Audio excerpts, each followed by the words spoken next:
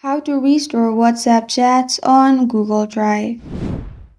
Hi everyone, I'm here to assist you today without any delay. Let's jump right in. First, open WhatsApp. Click on three dots at the top right corner of your screen. Then click on Settings.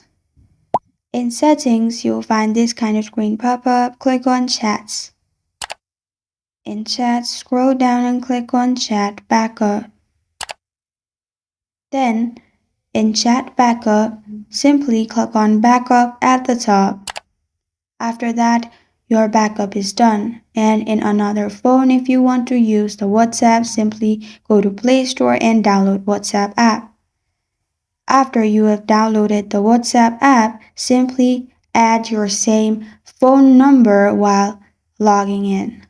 Then press on Next, press on Continue, and then you'll find this kind of screen. This is the important part. Simply click on Continue, and all your chats will be continued from the Google account or from that number. And this is how to restore WhatsApp chats on Google Drive. Thank you for joining me today. If this video helps you out, please leave a like and subscribe for more. Got a question or want to suggest a topic? Comment below. Thank you for watching.